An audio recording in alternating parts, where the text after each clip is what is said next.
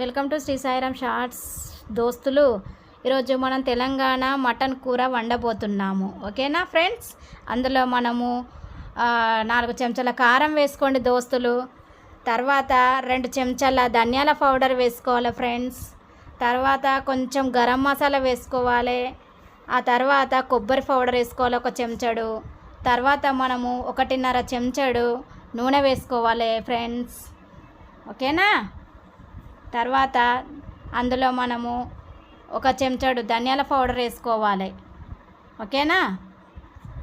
ధనియాల పౌడర్ వేసుకోవాలి.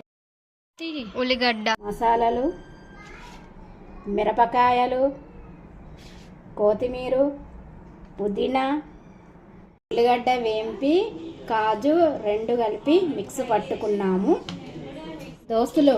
మనం ఇవన్నీ వేసి ఇట్లా మిక్స్ చేసుకోవాలి. అల్లం కూడా వేసుకోవాలి ఫ్రెండ్స్. మిక్స్ చేసుకొని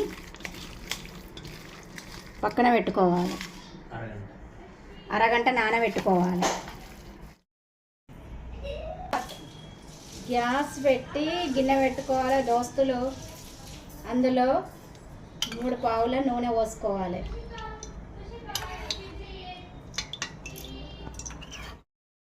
దోస్తులు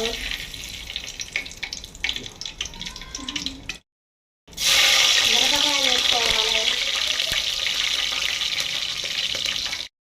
ఉల్లిగడ్డలు,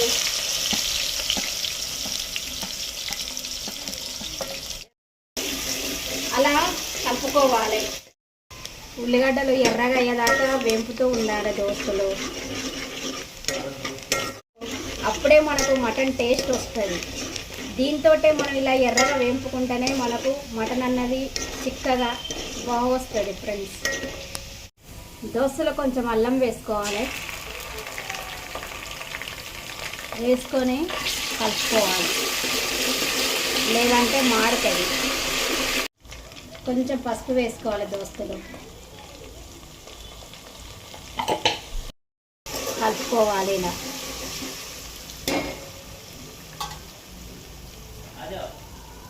కొంచెం కొత్తిమీర వేసుకొని కూడా కలుపుకోవాలి దోస్తులు.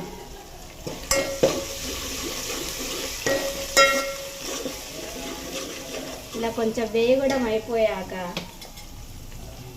మనం కలిపి పెట్టుకున్న మటన్ వేసుకోవాలి దోస్తులు. వేసుకున్నాక ఇలా మంచిగా మొత్తం కలుపుకోవాలి. ఇలా మొత్తం కలిసేటట్టుగా మటన్ని మనం కలుపుకోవాలి మంచిగా.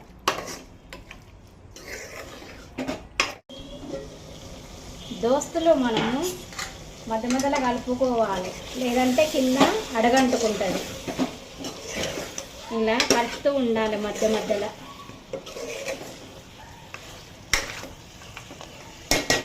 నీళ్ళు పోసుకొని పెట్టుకుంటే ఈ నీళ్ళు కింద మనకు మటన్లో ఊరుతాయి నీళ్ళు. ఇవే వేడి నీళ్ళు మనం ఇందులో కూడా పోసుకోవచ్చు. రుబ్బుకున్న ఉల్లిగడ్డ కాజు ఇలా పోసుకుందాం దోస్తులు. తర్వాత మనం కలుపుకోవాలి దీన్ని మంచిగా అన్నిటికి పట్టుకునేటట్టు ముక్కలకు కలుపుకోవాలి.